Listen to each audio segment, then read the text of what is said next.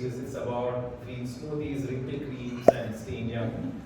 If you thought that's not what it's about a neuroscience-backed learning model called Ageless. How many of you have heard about it? Can I see a raise of hands? Okay, few of you. And I'm going to speak a little more about it. And you know, it's fascinating because I've been using it since the last 7 years. I got certified as a coach from Neuro Leadership Institute. So this was introduced by the Neuro Leadership Institute in 2010. Absolutely fascinating, and I hope this next 5 minutes helps you understand more, and hopefully you all can apply it in your learning experiences. So now, I'm going back. Yes. Okay.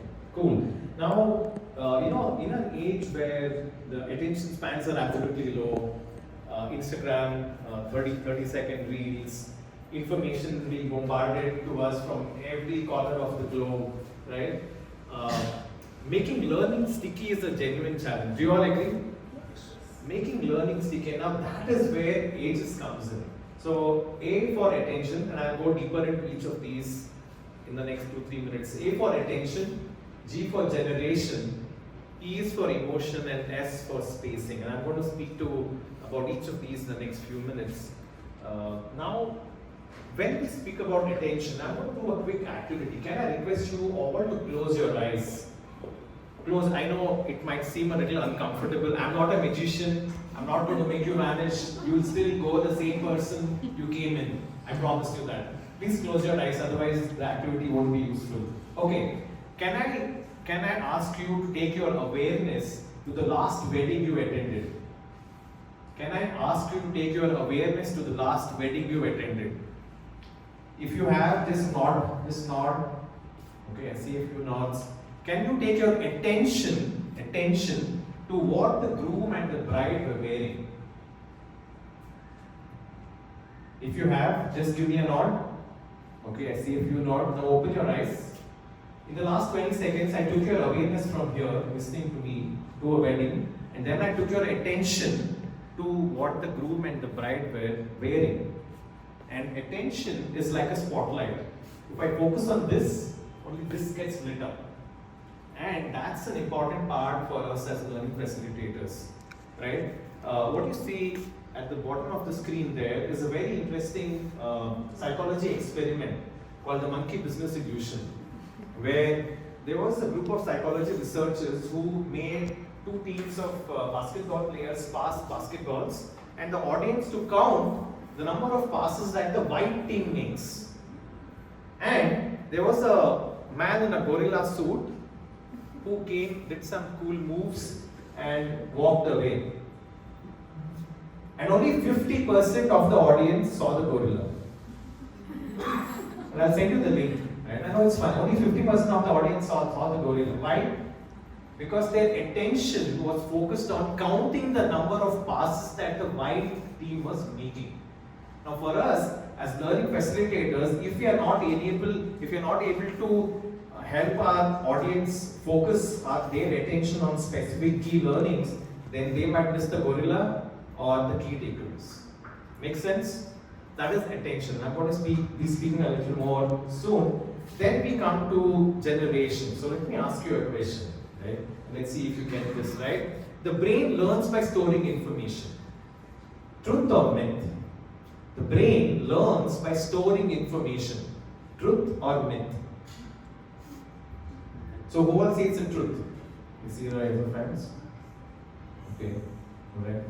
And the rest think it's a myth, or we are on the fence? Okay, you think it's a myth? Okay, cool. I know it's a tricky question. Actually, the brain doesn't learn by storing information, right?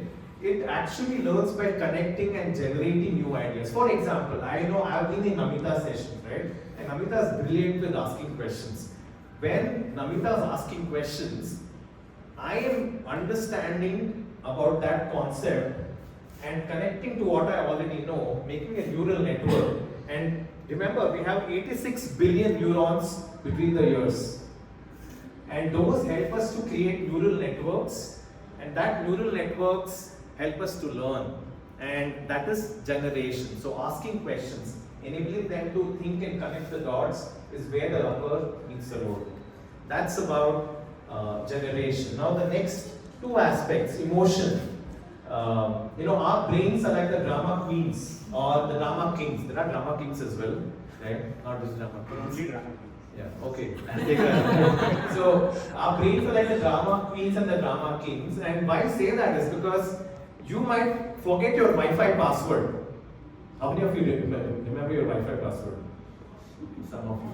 Cool. Alright. So, you might forget your Wi-Fi password, but you will not forget when your parents were called in 8th standard when you did something mischievous. Why? Because your whole class was in front of you and your teacher took your trip in front of your parents and your peers. And there was a lot of emotion attached to it.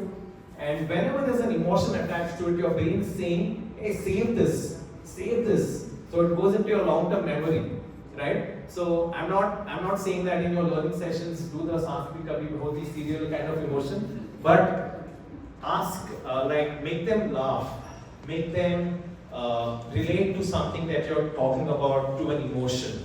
Have a role play which gets them really maybe uncomfortable. Being uncomfortable is an emotion, right? So that is emotion. The last part of the Ageless model is one of my favorites. It's spacing. Now our brains are not like a computer system where you download information at breakneck speed. It's not. It needs space. It's like watering a plant. It's not flooding a plant. It's watering a plant. For example, let's say I'm telling you about Aegis today. Next week, I might send you a video about Aegis. The week after, I might tell you an activity. So I'm spacing out your learning and how you're applying those learnings in your everyday life. So that is the spacing. So let me quickly recap what each of these. Now, attention, you're not giving me your attention, I'm earning it. I'm earning your attention. Now, how do you earn your audience's attention is you know who your audience is. Why? The why part. Why would they listen to you? If you know that why, I think you can figure out any model. Then, of course, generation. Learning sticks when it's connected. Now, when I'm asking you questions, you're thinking, you're connecting, and hopefully you'll remember ages and how you are able to connect the dots and how you are able to generate new ideas or insights through the discussion we're having. The next one is emotion. If you want it to stick, you make them feel, make them laugh, make them think, make them little uncomfortable, like I said, and generate an emotion that helps them to switch off long-term memory. Last one is spacing. So as it says here, learning needs room to breathe, reflect, and return, right? And I think that is the Aegis model, and I hope the time I've spent with you will help you make your learning ageless. Thank you.